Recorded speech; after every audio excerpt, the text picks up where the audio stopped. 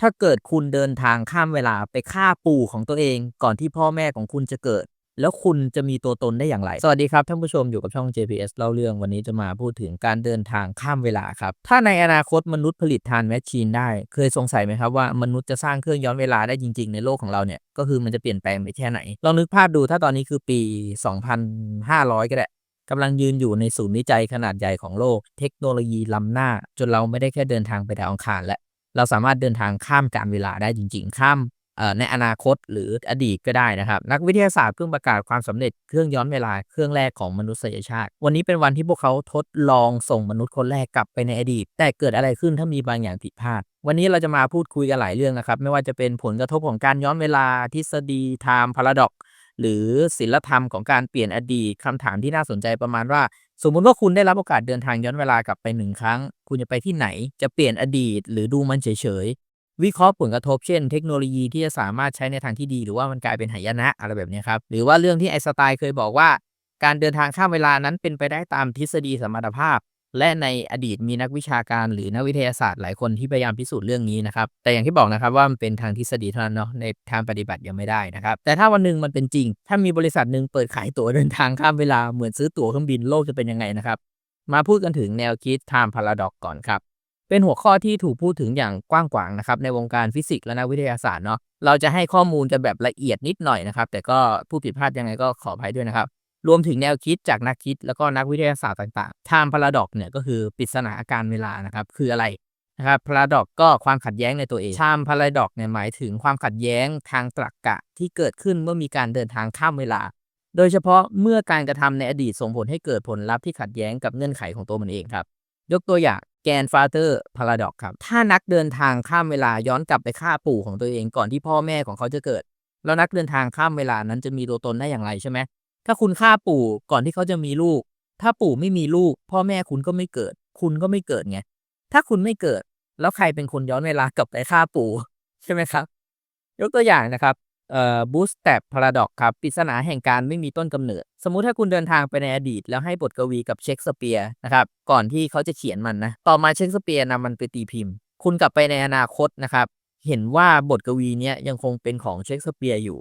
คำถามคือใครเป็นคนแต่งบทกวีนี้แต่แรกใช่ไหมนะครับอีกอันหนึ่งก็คือ predestination paradox ครับปริศนาโชคชะตาลิขิตถ้าคุณเดินทางกลับไปในอดีตเพื่อป้องกันเหตุการณ์เลวร้ายบางอย่างแต่การกระทำของคุณเนี่ยกลับเป็นสาเหตุให้มันเกิดขึ้นเช่นคุณพยายามหยุดสงครามใช่ไหมแต่การกระทำของคุณนั่นแหละกลับเป็นจุดเริ่มต้นของสงครามต่างหากเดี๋ยวค่อยมาพูดอะไรแบบเจาะลึกตลกกันในส่วนหลังนะครับมาพูดถึงข้อ2ก่อน butterfly effect ครับผลกระทบผีเสื้อคืออะไร นะครับทฤษฎีจากความโกลาหลเนาะก็คือพูดง่ายๆว่าการเปลี่ยนแปลงเพียงเล็กน้อยในระบบหนึ่งเนี่ยสามารถนำไปสู่ผลกระทบมหาศาลในภายหลังได้ครับก็ประมาณว่าการกระพือปีกของผีเสื้อในบราซิลสามารถทำให้เกิดพายุทอร์นาโดในเท็กซัสได้หรือไม่นะครับเดี๋ยวจะมาเจาะลึกที่หลังเนาะความหมายก็คือแนวคิดเนี่ยคือการเปลี่ยนแปลงนิดเดียวเท่านั้นเองถ้าคุณย้อนกลับไปในอดีตเผลอทำเหรียญตกพื้นผลที่ตามมาอาจจะเปลี่ยนเส้นทางชีวิตของใครบางคนเลยก็ได้และทำให้โลกปัจจุบันเปลี่ยนไปโดยสิ้นเชิงนะครับหรือถ้าคุณหยุดคนนึงจากการข้ามถนนในวันนี้ อีก10 ปีข้างหน้าอาจจะกลายเป็นผู้นำประเทศหรือเป็นฆาตกรก็ได้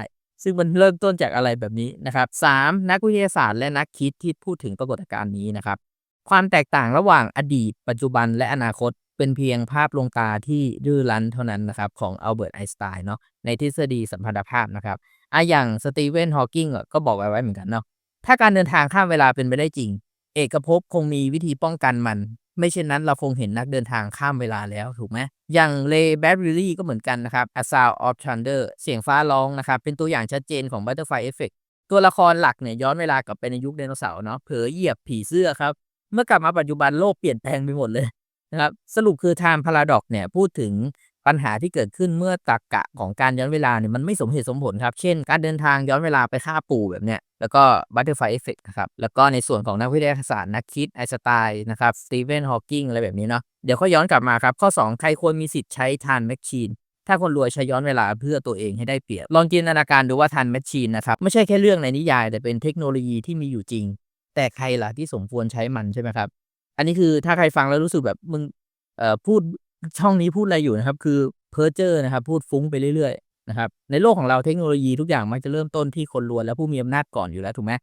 การเดินทางทางอวกาศเคยเป็นไปไม่ได้สำหรับคนธรรมดาแต่ตอนนี้เศรษฐีอย่างอีลอนมัสก์หรือเจฟเบโซสอะไรเนี้ยก็ ก็กำลังเดินไปอยู่ใช่ไหมต่อมาครับยาและเทคโนโลยีทางการแพทย์เช่นการต่อต้านความแก่ชราการกำลังถูกพัฒนาโดยมหาเศรษฐีที่หวังจะมีชีวิตยืนยาวแล้วถ้าทานแมชชีนเป็นหนึ่งในเทคโนโลยีเหล่านั้นถ้าคนรวยสามารถย้อนเวลากลับไปทำให้ตัวเองรวยขึ้นถ้าผู้มีอำนาจอาจย้อนเวลากลับไปเพื่อป้องกันตัวเองจากการถูกโค่นล้มเห็นไหมครับคือพอย้อนเวลาได้ก็วุ่นวายแน่นอนถ้าบริษัทใหญ่สามารถย้อนเวลากลับไปขโมยนวัตกรรมก่อนที่นักวิทยาศาสตร์ตัวจริงจะคิดได้อย่างเงี้ยนะครับอ่ะคนรวยกับการโกงเวลาบ้าง การย้อนเวลาไม่ใช่แค่การกลับไปแก้ไขข้อผิดพลาดถูกไหมแต่มันคือเครื่องมือในการสร้างความได้เปรียบแบบไม่มีที่สิ้นสุดถ้ามหาเศรษฐีเดินทางกลับไปในปี2009ซื้อบิตคอยไว้อย่างเงี้ยในราคาหลักไม่กี่ดอลลาร์อย่างเงี้ยครับพวกเขาก็กลายเป็นคนควบคุมโลกแล้วถูกไหมรวยไปแล้วนะครับ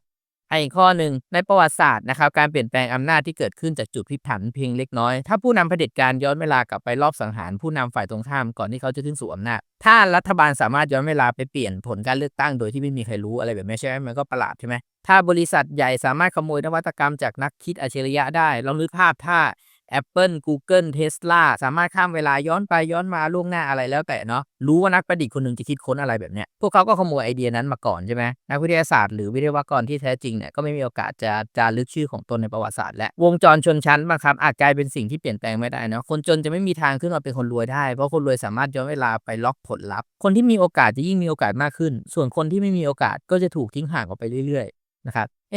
บอันนี้มันเกิดขึ้นหรือยังครับเนี่ยนี่อาจจะทำให้ชนชั้นทางสังคมกลายเป็นสิ่งที่ถูกโปรแกรมไว้ล่วงหน้าโดยผู้ที่ควบคุมทันแมชชีนครับไปใหญ่และฟุ้งเพ้อเจ้อเลยนะครับใครควรมีสิทธิ์ใช้แทนแมชชีนก็รัฐบาลควรจำเป็นหรือเปล่ารัฐบาลควรเป็นเจ้าของเครื่องย้อนเวลาไหมควรจำกัดการใช้งานทานแมชชีนให้เฉพาะนักวิทยาศาสตร์เท่านั้นหรือไม่นะครับมุมมองของนักคิดและนักเขียนเกี่ยวกับประเด็นนี้อย่างจอร์จออร์เวลในหนังสือ1984ของออร์เวลเตือนว่าถ้ารัฐบาลมีเทคโนโลยีที่ควบคุมทุกสิ่งนะทุกคนจะไม่มีทางหลุดพ้นจากการถูกตรวจสอบและควบคุมใช่ไหมถ้าทานแมชชีนอยู่ในมือของรัฐบาลมันอาจกลายเป็นเครื่องมือเผด็จการที่ทรงพลังที่สุดผู้นำที่ใช้อำนาจนี้สามารถย้อนเวลากลับไปแก้ไขอดีตเพื่อให้ตัวเองมีอำนาจตลอดไปได้นะครับอย่างเลย์แบดเบอรี่ก็เหมือนกันเนาะเรื่องวัตเตอร์ไฟเอฟเฟกถ้าคนรวยย้อนเวลาไปทำให้ตัวเองได้เปรียบเนี่ยพวกเขาก็จะเปลี่ยนอดีตในทางที่ทำลายสังคมใช่ไหมครับอาจเกิดบัตเตอร์ไฟเอฟเฟกทำให้อนาคตพังพินาศได้ครับฮอว์กิงเนี่ยเคยตั้งคำถามว่าถ้าการเดินทางข้ามเวลาเป็นไปได้นะครับทำไมเราไม่เคยเห็นนักเดินทางข้ามเวลาเลยเขาเสนอว่าบางทีเอกภพอาจมีกลไกป้องกันครับไม่ให้ทานแมชชีนถูกใช้ในทางที่ผิดถ้าทานแมชชีนมีจริงใครควรได้ใช้ถูกไหมควรให้ทุกคนได้ใช้อย่างเสรีหรือมีข้อจำกัดใครควบคุมอะไรแบบนี้ในที่สุดแล้วอำนาจในการควบคุมเวลาอาจเป็นอำนาจที่ยิ่งใหญ่ที่สุดที่มนุษย์เคยมีมาและมันอาจเป็นไปได้ทั้งเครื่องมือแห่งความก้าวหน้าหรืออาวุธที่ทำลายล้างอารยธรรมหรืออาจจะไม่มีทางเป็นไปได้เลยก็ได้นะครับ ใช่ไหมข้อจำกัดของการเดินทางข้ามเวลามีทฤษฎีไหนไหมที่บอกว่าการย้อนเวลาย้อนได้แต่เปลี่ยนแปลงไม่ได้ถ้าย้อนเวลาได้จริงแต่เปลี่ยนอดีตไม่ได้อะเรื่องใหม่แล้วนะครับบอกเลยว่าฟุ้งไปเรื่อยท่านผู้ฟังนึกภาพดูนะครับถ้าย้อนเวลาได้จริงแต่ได้แค่เฝ้าดูเมื่อเราพูดถึงการเดินทางข้ามเวลานะครับสิ่งแรกที่หลายคนจะคิดถึงคือถ้าฉันย้อนกลับไปได้ฉันจะเปลี่ยนอดีตได้ไหมใช่ไหมแต่มีทฤษฎีทางฟิสิกส์บางทฤษฎีที่บอกว่าแม้ว่าเราจะเดินทางไปยังอดีตได้จริงแต่อดีตอาจเป็นสิ่งที่เปลี่ยนแปลงไม่ได้ลองจินตนาการว่าถ้าคุณย้อนเวลากลับไปช่วยอับราฮัมลินคอล์นไม่ให้ถูกลอบสังหารหรือกลับไปเตือนผู้คนเกี่ยวกับภัยพิบัติที่กำลังจะเกิดขึ้นแต่ไม่ว่าเราจะพยายามแค่ไหนเหตุการณ์เหล่านั้นก็ยังเกิดขึ้นเหมือนเดิมครับมันเหมือนกับจักรวาลปิดล็อกปิดล็อกเหตุการณ์เอาไว้ทำให้เราทำอะไรไม่ได้ทฤษฎีเหล่านี้อธิบายว่าการเดินทางข้ามเวลากับการเปลี่ยนแปลงในอดีตเนี่ยทฤษฎีเหล่านี้อธิบายว่าทำไมการเดินทางข้ามเวลากับการเปลี่ยนแปลงในอดีตอาจเป็นคนละเรื่องกันจะมาพูดถึงหลักความสม่ำเสมอของโนวิคอฟบ้างครับ Cell Consistency Principle นักฟิสิกส์ชาวรัสเซียนะครับอีกอร์โนวิคอฟเสนอแนวคิดนี้ตั้งแต่ปี 1980 ซึ่งเป็นหนึ่งในทฤษฎีที่ได้รับการยอมรับมากที่สุดเกี่ยวกับข้อจำกัดของการเดินทางข้ามเวลาเนี่ยแหละครับคุณสามารถย้อนเวลาได้แต่คุณจะไม่สามารถทำสิ่งใดที่ขัดแย้งกับอดีตที่เกิดขึ้นแล้วอดีตคือสิ่งที่เกิดขึ้นไปแล้วครับและมันจะเกิดขึ้นแบบเดิมเสมอถ้าคุณย้อนเวลาไปพยายามเปลี่ยนแปลงบางสิ่งใช่ไหมจักรวาลจะหาทางแก้ไขหรือบังคับให้ทุกอย่างเหมือนเดิมครับตัวอย่างสมมุติถ้าคุณผู้ฟังย้อนเวลากลับไปเพื่อฆ่าฮิตเลอร์ก่อนที่สงครามโลกครั้งที่2จะเกิดขึ้นนะครับแต่ทันทีที่ท่านผู้ฟังพยายามจะยิงปืนของคุณเนี่ยใส่หัวฮิตเลอร์เนี่ยหรืออะไรก็แล้วแต่นะปืนของท่านผู้ฟังเนี่ยอาจจะขัดข้องหรืออาจมีเหตุการณ์ที่ทำให้ท่านผู้ฟังเนี่ยล้มเหลวทุกครั้งครับหรืออาจจะเป็นไปได้ว่าท่านผู้ฟังคือเหตุผลที่ทำให้เหตุการณ์นี้เกิดขึ้นในอดีตนะครั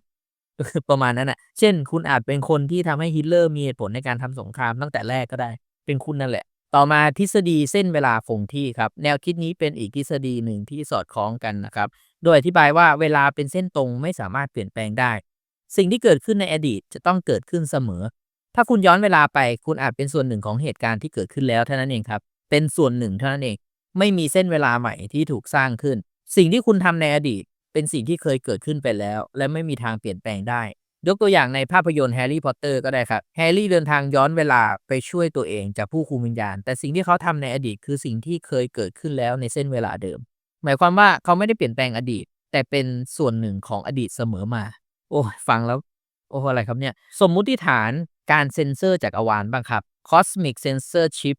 Hypothesis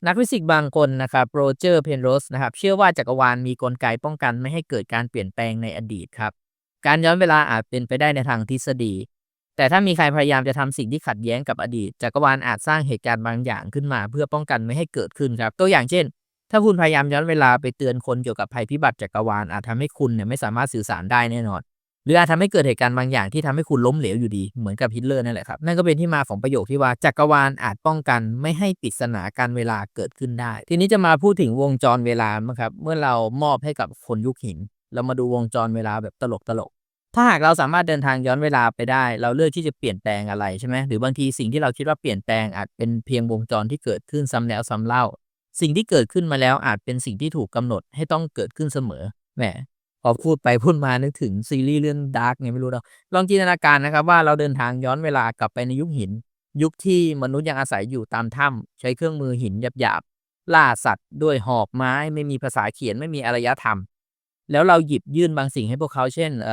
อะไรดี หนังสือไหมหนังสือที่เต็มไปด้วยความรู้เกี่ยวกับวิทยาศาสตร์คณิตศาสตร์ประวัติศาสตร์วรรณกรรมปรัชญาทุกสิ่งที่มนุษย์ในอนาคตค้นพบอะรวมถึงเรื่องราวของพวกเขาเองเรื่องของมนุษย์ยุคหินที่เรากำลังพบเจอก็ได้พวกเขาเนี่ยไม่อาจอ่านมันได้ไม่เข้าใจสัญลักษณ์บนกระดาษไม่รู้ว่ามันคืออะไรแต่บา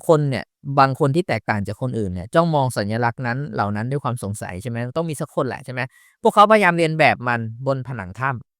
ใช้ถ่านขีดเขียนเป็นรูปเป็นร่างบางอย่างไม่มีใครเข้าใจได้เมื่อเวลาผ่านไปหลายชั่วอายุคนลูกหลานของพวกเขาจึงเริ่มรู้จักการสื่อสารด้วยสัญลักษณ์และการเขียนด้วยก็เร็วมากก็คือพูดง่ายๆว่าเร็วกว่าที่ควรจะเป็นจากนั้นอารยธรรมแรกก็ถือกำเนิดขึ้นเร็วกว่าที่มันควรจะเป็นใช่ไหมเพราะเราเอาหนังสือไปให้อารยธรรมที่เกิดขึ้นอาจจะไม่เหมือนกับที่เรารู้จักมันอาจจะแตกต่างออกไปไม่ใช่อียิปต์ไม่ใช่เมโสโปเตเมียแต่เป็นอาณาจักรที่ไม่เคยปรากฏอยู่ในประวัติศาสตร์ของเราก็ได้อาณาจักรที่มีอักษรแบบเดียวกับที่อยู่ในหนังสือของเราใช่ไหม และเมื่อพวกเขาพัฒนาขึ้นไปเรื่อยๆพวกเขาพบกับสิ่งที่น่าตกใจที่สุดคือพวกเขาแปลหนังสือได้และตระหนักว่าอนาคตได้ถูกบันทึกไว้แล้วสมมตินะพวกเขารู้ว่าอาณาจักรของพวกเขาเนี่ยกำลังจะล่มสลายพวกเขารู้ว่าโลกจะพัฒนาไปสู่ยุคอุตสาหกรรมก็คือเขาเอามาจากหนังสือเรานั่นแหละพวกเขารู้ว่าเราจะเดินทางไปอวกาศได้ก็อ่านหนังสือเราเหมือนกันพวกเขาพยายามต่อต้านมันพวกเขาเปลี่ยนแปลงประวัติศาสตร์นะครับหลีกเลี่ยงเหตุการณ์ที่ถูกบันทึกไว้แต่ยิ่งพยายามหนีอนาคตกับยิ่งเป็นไปตามที่เราเขียนไว้นะคะ และสุดท้ายเมื่อเวลาหมุนเวียนกลับมาสู่ยุคปัจจุบันเราได้พบซากอารยธรรมที่ไม่ควรมีอยู่ซากปรักหักพังที่เต็มไปด้วยอักษรประหลาดอักษรที่เราไม่รู้ว่ามันมาจากไหนนี่มันคืออักษรอะไรจนกระทั่งเราค้นพบว่ามันเป็นอักษรในหนังสือที่เราเคยย้อนเวลากลับไปให้พวกเขาแล้วเราเคยเปลี่ยนแปลงอะไรได้จริงๆไหมหรือเราเพียงแค่ทำให้สิ่งที่ควรจะเกิดขึ้นก็เกิดขึ้นอีกครั้งสิ่งที่เคยเกิดขึ้นแล้วอาจเป็นสิ่งที่ถูกกำหนดให้เกิดขึ้นเสมอไม่มีอะไรใหม่ไม่มีอะไรเปลี่ยนแปลง ทุกสิ่งที่เราสร้างอาจเป็นเพียงสิ่งที่ต้องเกิดขึ้นมาตลอดเพราะเราเองต่างหากที่เป็นเพียงชิ้นส่วนหนึ่งของวงจรที่ไม่มีสิ้นสุดของเวลาโอเคเพ้อเจ้อมาเยอะแล้วนะครับเพ้อเจ้อต่อเลยถ้าเอาไฟแช็กจากอนาคตไปให้คนยุคหินแบบนี้มันดูสนุกไหมครับท่านผู้ชมตามหลักทฤษฎีสัมพันธภาพของไอน์สไตน์นะครับและการศึกษาด้านฟิสิกส์ในปัจจุบันการเดินทางย้อนเวลาเป็นเรื่องที่เป็นไปได้ในทางทฤษฎีแต่ไม่ใช่ในทางปฏิบัติก็อย่างที่บอกเนาะมีข้อจำกัดด้านนู่นนั่นนี่เยอะแยะมากมาย นะครับถ้าการเดินทางไปในอนาคตตามทฤษฎีสัมพันธภาพเวลานะครับหากมีความเร็วสูงใกล้เคียงความเร็วแสงซึ่งยังเป็นไปไม่ได้ในตอนนี้นะครับเวลาในโลกของเราจะไหลช้าลงเมื่อเทียบกับโลกที่อยู่นอกการเคลื่อนไหวนั้นเนาะดังนั้นการเดินทางไปอนาคตอาจเป็นไปได้ง่ายกว่าในทางทฤษฎีนะครับแต่ไม่สามารถย้อนกลับไปในอดีตได้อย่างง่ายๆโอเคต่อ การย้อนเวลานะครับการย้อนเวลายังมีข้อถกเถียงใหญ่นะครับในวงฟิสิกส์เพราะว่าการย้อนเวลาอาจทำให้เกิดปัญหาปริศนาเวลาอย่างที่พูดไปตอนต้นเนาะทีนี้กลับมาเรื่องไฟแช็กถ้าคุณไปให้ไฟแช็กกับคนยุคหินแล้วเกิดเปลี่ยนแปลงเหตุการณ์ในอดีตเช่น การให้คนยุคหินรู้จักไฟแช็กและเทคนิคการใช้ไฟในทันทีจะทำให้เกิดผลกระทบต่อการพัฒนาในอนาคตหรือเปล่าเหมือน Butterfly Effect เลยนะครับเช่นเทคโนโลยีพัฒนาเร็วเกินนะครับหรือการเปลี่ยนแปลงวิธีการพัฒนาอารยธรรมในอนาคตอาจทำให้เกิดผลกระทบที่คาดไม่ถึงซึ่งไม่รู้ว่าคืออะไรนี่คือลักษณะของปัญหาปริศนาเวลาครับที่ทำให้ทฤษฎีการย้อนเวลายังไม่สมเหตุสมผลเท่าไหร่ในทางปฏิบัติไฟแช็กเนี่ยเป็นอุปกรณ์ที่มีความซับซ้อนทางเทคโนโลยีสูงในปัจจุบันนะครับมันจะทำให้เกิดปัญหาหลายประการถ้าเอาไปให้คนยุคหินอาจจะรู้จักไฟในแง่ของการเกิดจากธรรมชาติครับไฟธรรมชาติเช่นฟ้าผ่าใช่ไหมหรือการสร้างไฟด้วยการเสียดสีไม้แต่การที่ให้ไฟแช็กกับพวกเขาเนี่ยในช่วงเวลานั้นเป็นสิ่งที่พวกเขาไม่เข้าใจเลยในแง่ของเทคโนโลยีถูกไหมนั่นอาจทำให้เกิดคำถามว่ามันคืออะไรทำไมมันถึงทำงานแบบนี้การที่คนยุคหินได้รู้จักไฟแช็กอาจทำให้เกิดการพัฒนาทางเทคโนโลยีที่เร็วขึ้นนะครับแต่พวกเขาอาจจะไม่สามารถเข้าใจวิธีการผลิตมันได้จนกว่าจะมีการพัฒนาความรู้ในด้านเคมีและก็วิศวกรรมในอนาคตถูกไหม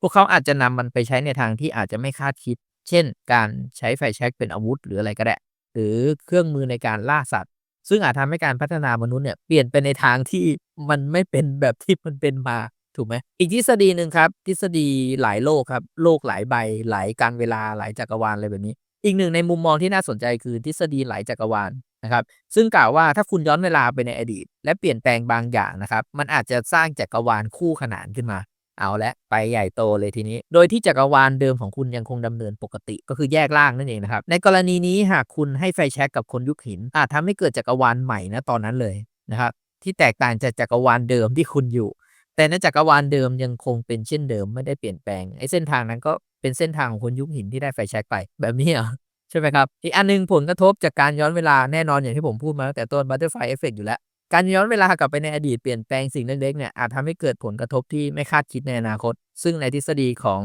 เอฟเฟกต์ผีเสื้อเนี่ยเราจะเห็นว่าผลกระทบที่เกิดขึ้นจากการกระทำเล็กๆเนี่ยนำไปสู่เหตุการณ์ที่ยิ่งใหญ่มากการกระทำของคนในอดีตที่ไม่รู้จักไฟนะครับการเปลี่ยนแปลงอารยธรรมอะไรเงี้ยเยอะแยะมากมายเพราะฉะนั้นอย่าให้ไฟแช็กไปตกในยุคหินเลยครับในประวัติศาสตร์เนาะถ้าย้อนเวลาได้จริงอาจเกิดอะไรตลกๆขึ้นมาก็ได้ครับผู้ผิดพลาดประการใดขออภัยมาณที่นี้ด้วยนะครับถ้าท่านชื่นชอบอย่าลืมกดไลค์กดแชร์กด Subscribe นะครับแล้วก็อย่าลืมคอมเมนต์พูดคุยแลกเปลี่ยนติชมกันได้ทุกเรื่องเลยนะครับใครที่ดูคลิปนี้จบแล้วลองคอมเมนต์หน่อยว่าจะดีอยู่ไหมถ้าย้อนในอดีตแล้วได้แค่เฝ้าดูและแค่เป็นส่วนหนึ่งเท่านั้นแต่ไม่สามารถเปลี่ยนได้นะครับหรือท่านคิดเห็นอย่างไรเนาะสำหรับวันนี้ขอ